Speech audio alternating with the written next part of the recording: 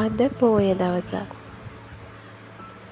නිවාඩු පාඩුවේ තවමත් ගෙදර අය නිදි නිසා මම උදෙන්ම ඇහැරිලා මගේ කෝපි කෝප්පේ මේ විදියට හදාගත්තා. හැම තිස්සෙම මේ වගේ නිදහස් වෙලාවල් මට නොලැබෙන හින්දම අද ටිකක් ආස හිතුණා එළියට ගිහිල්ලා නිදහසේ මේ කෝපි කෝප්පේ රස විඳින්න. එන්නකො ටිකක් මා එක්ක අපි යමු මේ උදේ ලස්සන බලන ගම එළියට වෙලා චුට්ටක් ඉඳලා එන්න.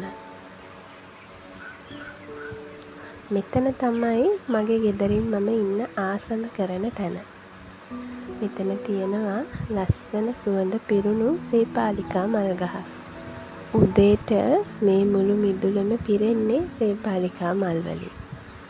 ඒ වගේම රැට මේවා පිපෙනකොට තියෙන සුවඳ ඒ වෙලාවට ගෙදර ඇතුළටත් එනවා. ඉතින් මට ලැබුණු නිදහස මේ විදියට හරි ආසාවෙන් විඳගත්තා. අපි දිනපතාම ගෙවලා දාන්නේ උදෑසන හරිම කාර්යබහුලන්නේ. හැබැයි මේ විදිය උදෑසනක් ඇත්තටම දිව්‍ය උසුවක් වගේ. නිදහසේ කුරුල්ලෝ කෑ ගහන සද්දය අහගෙන කෝපි කෝප්පයක් බොන්න තියෙන එක මොන වගේ හැඟීමක්ද කියලා ඔයත් හිතලා බලන්නකෝ.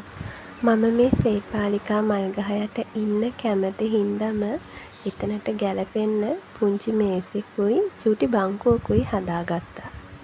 එතකොට මෙතනට වෙලා මට ඉර පායනවා බලන්න පුළුවන්, ඉර බහිනවා බලන්න පුළුවන්. කුරුල්ලන්ගේ ලස්සන සද්ද අහගෙන දවස මට කැමති විදියට ගත කරන්න, නිදහසේ ගත කරන්න පුළුවන්.